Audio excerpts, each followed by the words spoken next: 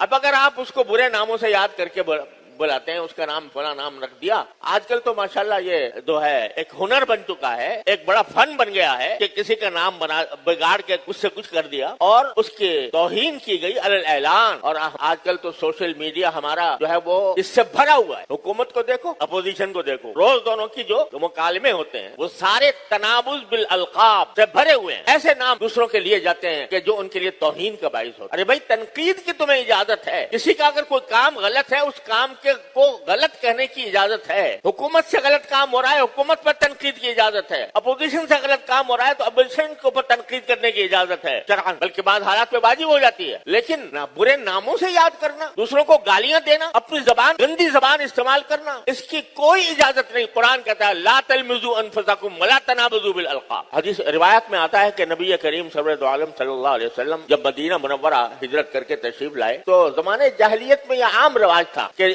آدمی کا نام بگاڑ کر اس کو کسی کا نام لنگڑا رکھ دیا، کسی کا نام اندھا رکھ دیا، کسی کا نام کانا رکھ دیا. اس طرح کے الفاظ استعمال کرتے تھے وہ. تو جب نبی کریم صلی اللہ علیہ وسلم مدینہ منورہ تشریف لائے تو آپ نے سمجھا کہ شاید یہی نام ہوگا اس کا. میں لنگڑا کلولا تو میں اس طرح کہہ رہا ہوں کہ مثال کے طور پر، ورنہ بعض الفاظ ایسے ہوتے ہیں کہ جس کے بارے میں یہ تصور ہوتا ہے کہ شاید یہ اس کا صحیح نام. تو نبی کریم صلی اللہ علیہ وسلم نے اس کا وہ نام لے لیا جو لوگوں میں عرفیت کے نام سے مشہور تھا، اور تھی اس میں برائی. تو روایات میں آتا ہے کہ یہ آیت اس موقع پر نازل ہوئی اور نبی کریم صلی اللہ علیہ وسلم کو متنبہ فرمایا گیا کہ یہ نام تمہیں نہیں لینے چاہیے جو جاہلیت میں لوگوں نے مشہور کر رکھا. اب آپ اندازہ کیجیے، نبی کریم صلی اللہ علیہ وسلم ایک عام عرف کے مطابق ایک نام لے لیا، اس پر یہ آیت کریمہ نازل ہوئی اور آپ کو اس سے منع فرمایا گیا. البتہ بعض محدثین کے آپ نے نام دیکھا ہوگا کہ ان کے ساتھ کچھ اس قسم کی نسبتیں لگی ہوئی ہیں. یہ در حقیقت ان کی توہین کے طور پر نہیں. کسی کا نام عارج ہے، کسی کا نام اعمش ہے، یہ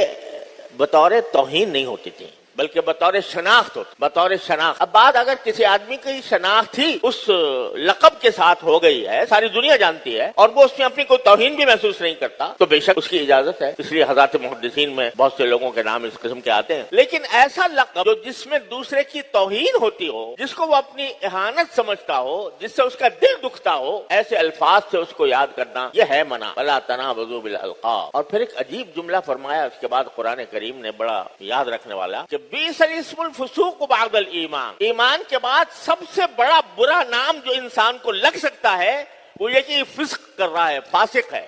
فاسق کے معنی